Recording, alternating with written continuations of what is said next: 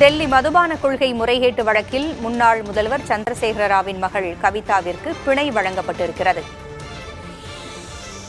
CBI மற்றும் அமலாக்கத்துறை ஒருதலைபட்சமாக நடந்து கொள்ள முடியாது என்று நீதிமன்றம் கருத்து தெரிவித்து இந்த பிணையை வழங்கியிருக்கிறது.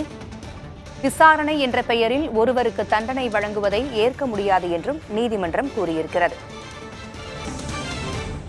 கூடுதல் விவரங்களை வழங்க செய்தியாளர் நிரஞ்சன் இணைந்திருக்கிறார்.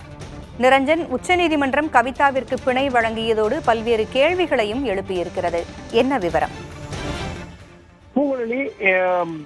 தெலங்கானா மாநிலத்தின் முன்னாள் முதல்வரான சந்திரசேகர ராவின் மகள் கவிதா அவர்கள் டெல்லி மதுபான கொள்கை முறைகேடு வழக்கில் அமலாக்கத்துறையினரால் கைது செய்யப்பட்டிருந்த நிலையில் சிபிஐயாலும் அவர் கைது செய்யப்பட்டிருந்தார். இந்நிலையில் அவர் பிணை கோரி தொடர்ந்த மனுவை கீழமை நீதிமன்றமும் சரி, டெல்லி உயர் நீதிமன்றமும் சரி நிராகரித்திருந்த நிலையில் உச்சநீதிமன்றத்தில் அவர் மேல்முறையீடு செய்திருந்தார். இந்த மேல்முறையீட்டு மனு மீதுதான் தற்பொழுது உத்தரவு என்பது வந்திருக்கிறது. கிட்டத்தட்ட 2 மணி நேரத்திற்கு மேலாக கவிதா தரப்பு வழக்கறிஞராக முகுல் ரோத்தகியும் அமலாக்கத்துறையின் தரப்பு வழக்கறிஞராக ராஜு அவர்களும் விரிவான வாதங்களை முன்வைத்த நிலையில் உத்தரவு வாசிக்கப்பட்டிருக்கின்றது. இதில் கவிதாவிற்கு பிணை வழங்கி உச்சநீதிமன்றம் தற்பொழுது உத்தரவை பிறப்பித்திருக்கிறார்கள்.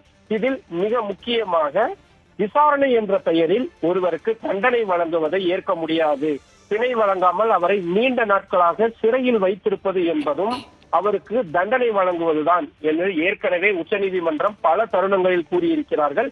அதை நாங்களும் சுட்டிக்காட்ட விரும்புகிறோம் என்று தங்களது உத்தரவில் குறிப்பிட்டிருக்கிறார்கள்.